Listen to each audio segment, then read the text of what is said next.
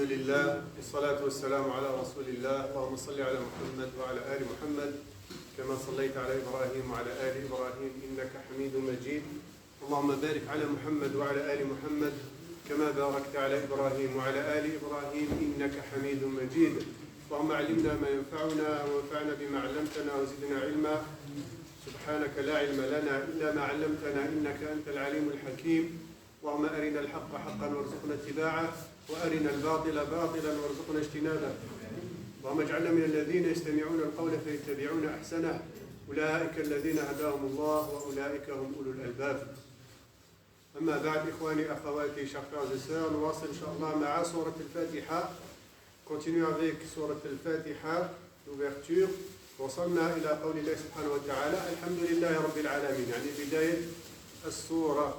تكلمنا عن الاستعاذة وعن البسملة وكل الفوائد التي فيها. Nous avons parlé donc de l'ouverture, de l'isti'adha, c'est-à-dire demander secours auprès d'Allah subhanahu wa ta'ala contre Shaitan al-Rajim. De l'basmala, on dit Bismillah ar-Rahman ar-Rahim, on a parlé de ça. Et on a commencé par Alhamdulillahi Rabbil Alamin, qui est louange à Allah. الحمد لله قلنا فيها فوائد كبيرة وهو ذكر، ونحمد الله سبحانه وتعالى على كل النعم، نحمده في السراء والضراء. Donc on a dit qu'on louait Allah subhanahu wa ta'ala, on le remerciait quand on est dans l'aisance ou dans la difficulté, qu'on le remerciait, on le louait pour tous les bienfaits qu'il nous donne. Et on a fini avec ça. Après ce verset, Seigneur de l'univers. Alhamdulillahi Rabbil Alamin. Louange à Allah, Seigneur de l'univers. أولاً وقفة أمام اسم الله سبحانه وتعالى. قلنا أن هذه السورة الفاتحة يعني سبحان الله يعني تلخص تقريبا كل القرآن. On avait dit que cette sourate résumait à peu près tout le Coran.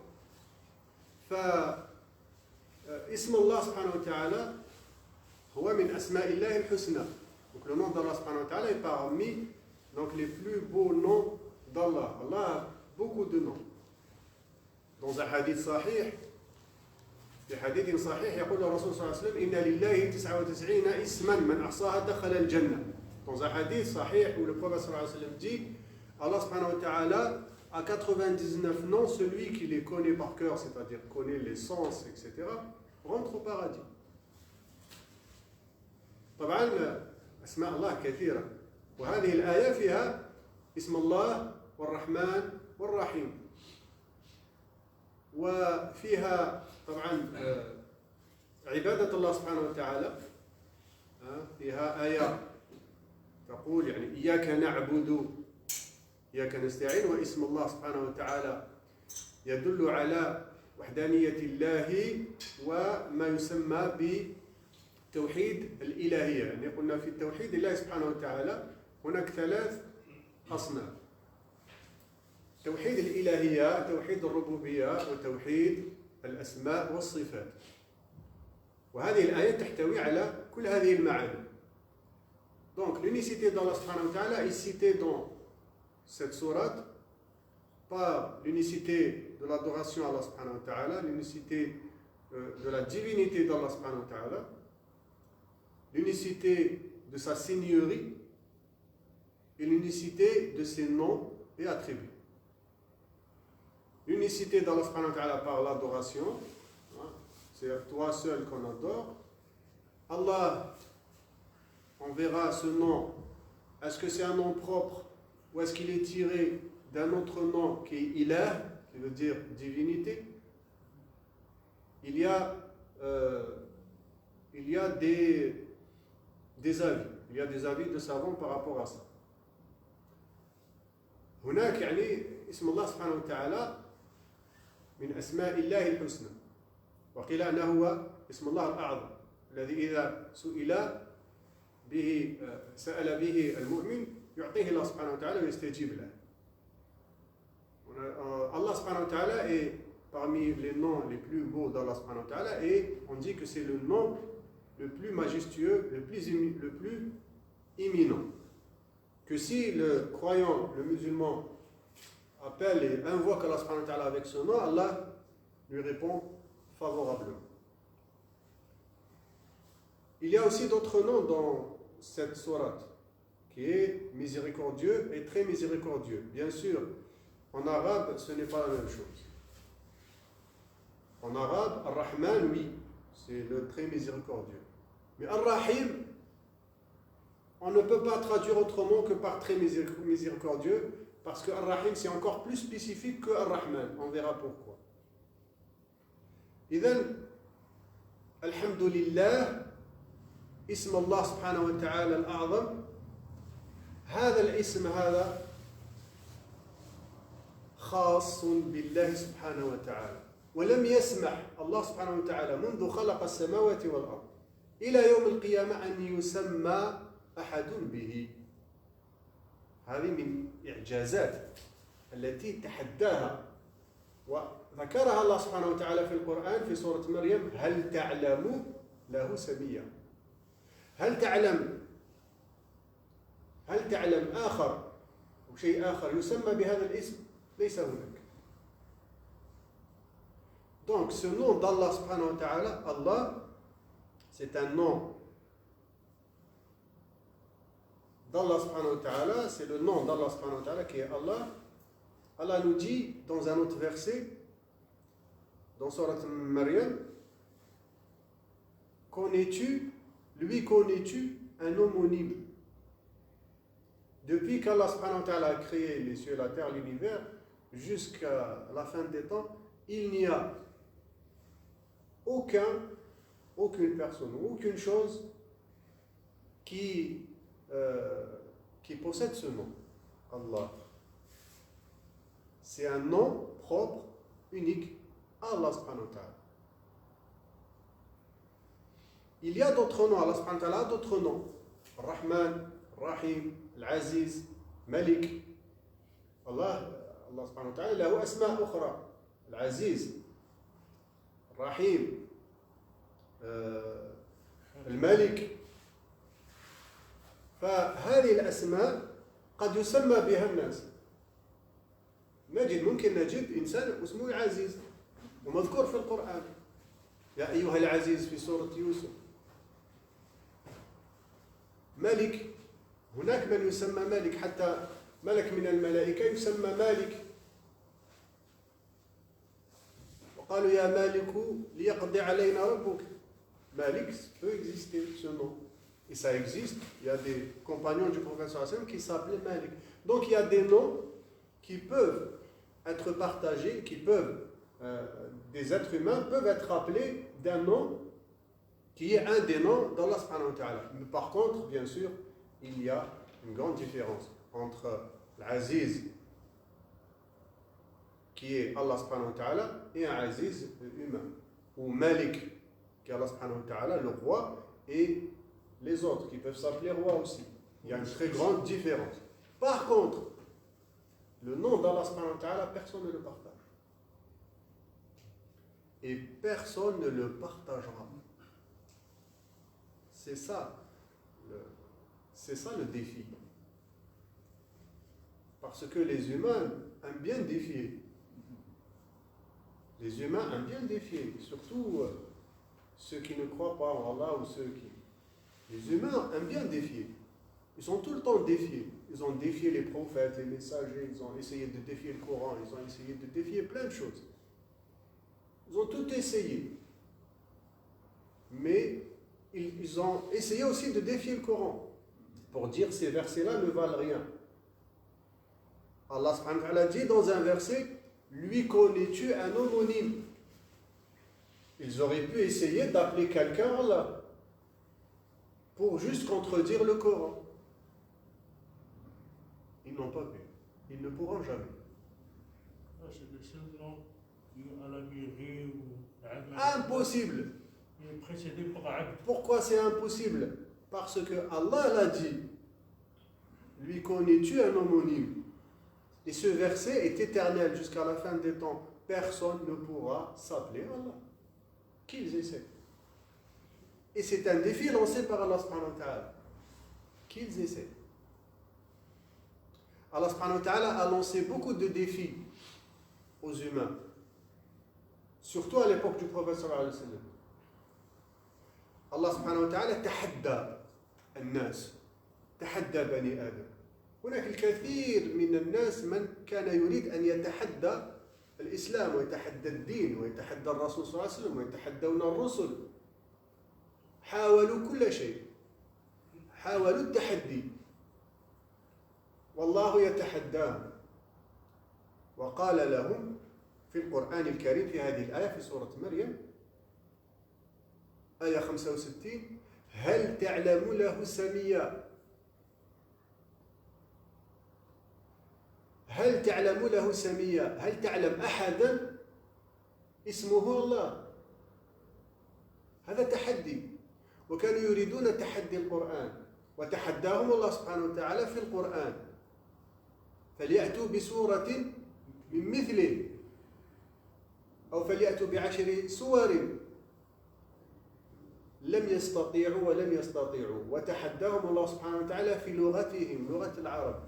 كان العرب يحسنون ويتقنون اللغة العربية بالأشعار والآداب إلى آخره، والأدب والنثر والسجع وكل ما كان يستعمله العرب، يعني من جمال اللغة العربية من أشعار وكذا ومعلقات. وأتاهم الله سبحانه وتعالى بهذا القرآن لم يعلموا مثله أحد شيئا قبله. Donc Allah subhanahu wa ta'ala les a défiés les Arabes qui étaient éminents, qui connaissaient l'arabe, qui maîtrisaient l'arabe très très bien. Ils avaient des poésies, ils avaient des textes très beaux, très jolis textes, très jolies poésies. Ils maîtrisaient l'arabe. Et Allah subhanahu wa ta'ala les a défiés avec le Coran, un style complètement différent qu'ils ne connaissaient jamais. Il leur a ramené, Allah subhanahu wa ta'ala a révélé le Coran avec un style. Les Arabes connaissaient tous les styles, maîtrisaient tous les styles linguistiques, tous les styles de la langue arabe.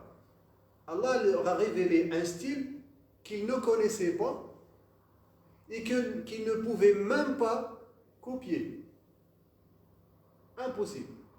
Il les a défiés, Allah subhanahu wa ta'ala. Il leur a dit: ramenez un verset, une sourate comme ça, une sourate. Ils ont tout essayé, ils n'ont pas pu. Et Allah les a défiés par rapport à son nom d'Allah subhanahu wa ta'ala. Comme il leur a dit: lui connais-tu un homonyme? Donc logiquement, ceux qui défiaient le prophète sallallahu alayhi wa sallam, ceux qui défiaient le Coran, auraient pu appeler quelqu'un là. Ils n'ont pas osé le faire. Personne n'a osé le faire. Et personne n'osera le faire. Parce que c'est Allah subhanahu wa ta'ala qui dirige le monde. Quand quelqu'un tente de faire quelque chose qu'Allah ne veut pas, il ne le fera pas. Quels que soient les moyens qu'il entreprend. Oui, tu voulais dire quelque chose? J'ai entendu quelqu'un essayer de créer un verset. Musaylamatul Kazzab. Pardon, j'ai pas entendu. Musaylamatul Kazzab. Musaylama al-Kadhab, oui. J'ai entendu, il a essayé de créer un verset. Oui, il a essayé de créer et d'inventer des versets. Ouais, mais tout le monde rigolait de lui en fait. C'est pour ça le prophète sallallahu alayhi wa sallam l'a appelé Kazzab. Oui, Kadhab, oui. C'était un menteur. Musaylama al-Kadhab a tenté, un poète ou quelqu'un qui maîtrisait la langue arabe à l'époque du prophète sallallahu alayhi wa sallam, leur a dit: je vais moi vous ramener des versets comme ça. Il a tenté. En fait, même ses amis à lui rigolaient de lui en fait. Donc il ne pouvait pas, c'est pas possible. Parce que c'est tellement spécifique. C'est Allah subhanahu wa ta'ala, c'est pas la parole d'un humain. Donc c'est même pas la peine. Donc quand Allah subhanahu wa ta'ala défie les humains sur quelque chose, les humains ne pourront jamais le faire.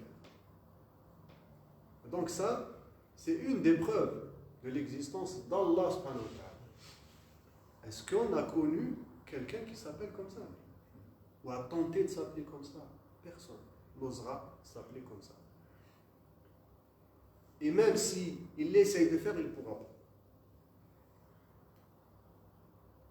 15 siècles, quelqu'un aurait pu tenter. Mais quand Allah ne veut pas que quelque chose se passe, elle ne se passera pas.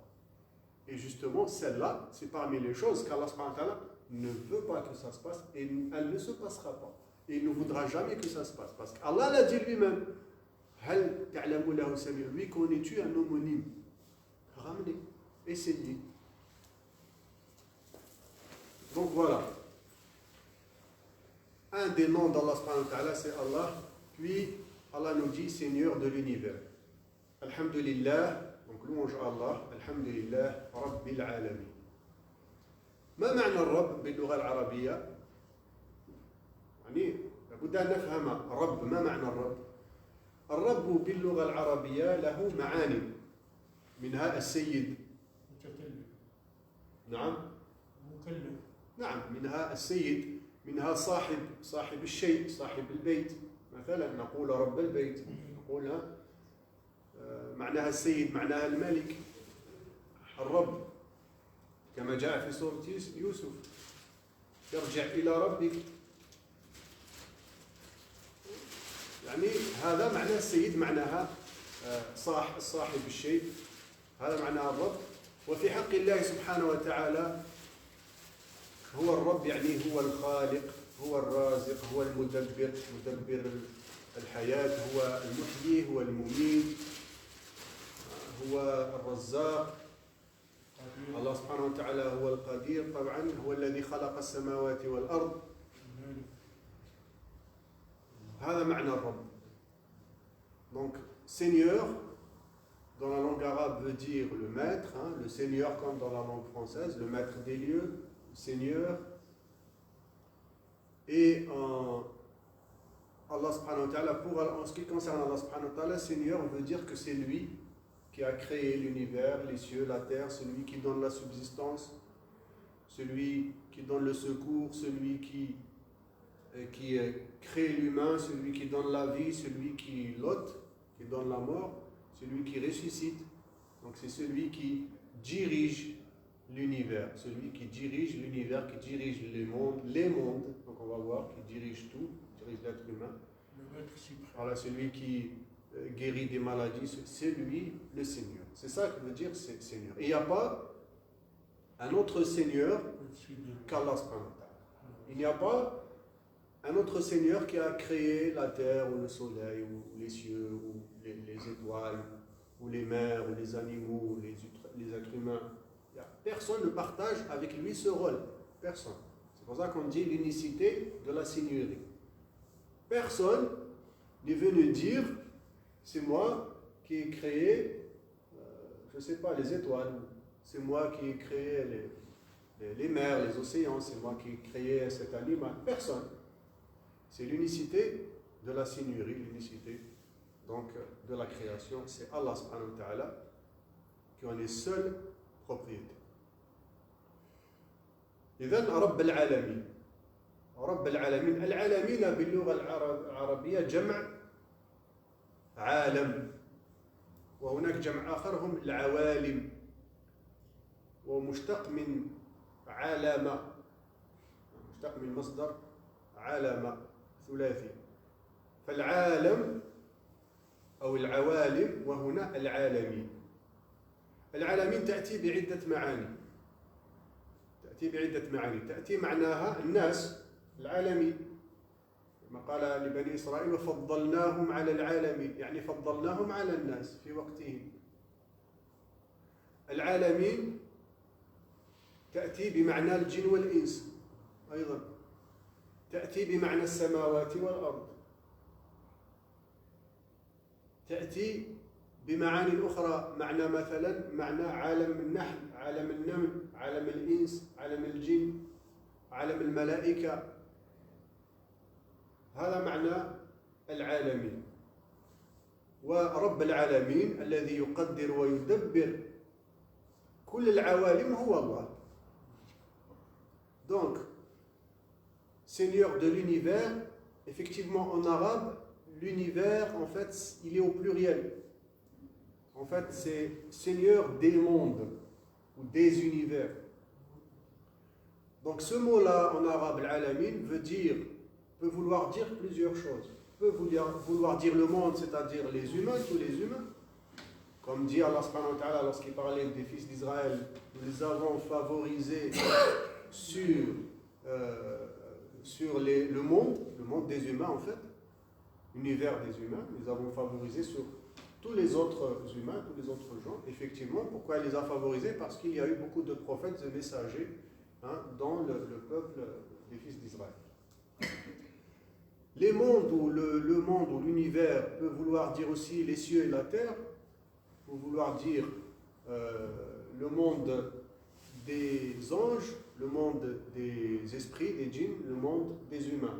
Peut vouloir dire l'alamin, peut vouloir dire le monde des djinns et le monde des humains. Peut vouloir dire aussi le monde des animaux, le monde des cieux, de la terre, des mers, etc., etc. Donc ces univers-là, ces mondes-là, c'est Allah subhanahu wa ta'ala qui en est le Seigneur. Donc voilà ce que veut dire Seigneur de l'univers. Donc louange à Allah, Seigneur de l'univers. On loue Allah subhanahu wa ta'ala, on remercie Allah subhanahu wa ta'ala d'une manière générale pour ce qu'il nous a attribué comme bienfait, etc. Ou même pour les épreuves que nous subissons. Donc louange c'est plus large que remercier. Seigneur de l'univers, le tout miséricordieux, le très miséricordieux. Alhamdulillahi Rabbil Alamin, Ar-Rahman Ar-Rahim. Limada Ar-Rahman wa Limada Ar-Rahim. Pourquoi il y a ces deux noms? Et ce sont aussi des attributs. Ar-Rahman, la miséricorde, chez Allah subhanahu wa ta'ala. Une fois il dit le miséricordieux, Ar-Rahman. Une fois il dit Ar-Rahim, le très miséricordieux. Bon, le très miséricordieux, ce n'est pas la traduction du sens Ar-Rahim. Ar-Rahman, قال علماء اللغة وعلماء التفسير قالوا الرحمن الله سبحانه وتعالى يرحم أهل الأرض والعالم بأسره في الدنيا. يعم المسلم المؤمن والكافر. يعم كل الخلائق. Le miséricordieux, qui veut dire Ar-Rahman, en premier lieu, c'est une miséricorde qu'Allah subhanahu wa ta'ala a donné, donne et couvre avec tous les êtres vivants, tous les êtres humains, qu'ils soient musulmans croyants ou pas. C'est-à-dire qu'Allah subhanahu wa ta'ala donne la subsistance même à celui qui l'insulte. Même celui qui insulte Allah subhanahu wa ta'ala, Allah subhanahu wa ta'ala lui donne la subsistance, la santé, l'argent, etc., etc. Et comme pour celui qui adore Allah subhanahu wa ta'ala, aussi Allah subhanahu wa ta'ala lui donne la subsistance, donc la santé, etc., etc., les enfants, et tout, les descendances, etc. Donc cette miséricorde-là, tout le monde la partage dans cette vie-là. هذه الرحمة الرحمن تعم كل الخلائق في الدنيا. والرحمة كما قال الرسول صلى الله عليه وسلم 100 قسم و100 جزء. الله سبحانه وتعالى نزل رحمة واحدة فوق هذه الأرض يترحم بها الخلائق وترك 99 يوم القيامة. Donc cette miséricorde-là, comme dit le prophète sallallahu alayhi wa sallam, elle est subdivisée en 100 parties. Une partie qu'Allah subhanahu wa ta'ala a fait descendre dans cette vie d'ici-bas, cette miséricorde-là, parmi 100, cette miséricorde, elle est sur terre, les gens se la partagent, ou les gens sont miséricordieux entre eux, se donnent de la douceur, de l'amour. Cette miséricorde-là, c'est une partie de 100 miséricordes. Donc il reste 99, comme dit le prophète sallallahu alayhi wa sallam, 99 parties de la miséricorde, Allah les a réservées le jour du jugement dernier. Vous voyez la miséricorde d'Allah subhanahu wa ta'ala. Une seule miséricorde qui est sur terre. Une partie de 100 qui est sur terre et qui couvre les êtres vivants et les êtres humains. C'est grâce à cette miséricorde-là que la lionne prend son petit sans lui faire de mal. par le coup. C'est avec cette miséricorde-là naturelle qui est en elle. Elle fait attention à ne pas faire de mal à son petit avec ses crocs. هذه الرحمة هذه التي تسمح لي يعني أنثى الأسد أن تأخذ صغيرها من رقبته دون أن تؤذيه. هذه الرحمة هذه التي نزلها الله سبحانه وتعالى. هذه الرحمة التي تجعل الأم ترحم ولدها ترحم ولدها، ترحم الرضيع لما يبكي في الليل، يعني تقوم من النوم وتذهب لتعطيه اللبن. Cette miséricorde-là qui fait que la maman, quand elle entend son petit pleurer, elle se lève au beau milieu de la nuit pour aller l'allaiter. Cette miséricorde-là, une parmi 100 qui couvre les êtres vivants qu'Allah subhanahu wa ta'ala a descendu sur terre. Donc imaginez-vous la miséricorde d'Allah subhanahu wa ta'ala le jour du jugement dernier. Ar-Rahman, Ar-Rahim. إذن الرحمن كهذه الرحمة التي تعم كل الخلائق في الدنيا. والرحيم هذه خاصة، هذه رحمة خاصة بالمؤمنين يرحمهم بها في الدنيا والآخرة. فيوم القيامة تبقى الرحمة تعم إلا المؤمن ولن تعم الكافر. Donc cette miséricorde-là particulière qui est Ar-Rahim, cette miséricorde-là elle est particulière pour les croyants. Allah les couvre de cette miséricorde dans cette vie ici-bas et le jour du jugement dernier. Cette miséricorde du jour du jugement dernier, Allah l'a réservée aux croyants. Aux croyants et non pas aux autres. Donc voilà, c'est une miséricorde spécifique. Donc il sera très miséricordieux le jour du jugement dernier qu'avec les croyants. Maître du jour de la rétribution, Maliki Yawmiddin, on verra ça Inch'Allah la semaine prochaine. Maliki Yawmiddin ou Maliki Yawmiddin, deux récitations connues, deux lectures connues. نقول مالك يوم الدين على رواية ومالك يوم الدين على رواية أخرى، ويعني تلاوتان صحيحتان، نقول مالكي أو مالكي يوم الدين، ونرى إن شاء الله الأسبوع القادم. بارك الله فيكم. سبحانك اللهم وبحمدك أشهد أن لا إله إلا أنت أستغفرك وأتوب إليك. سبحان ربك رب العزة عما يصفون وسلام على المرسلين الحمد لله رب العالمين وبارك الله فيكم. Yeah.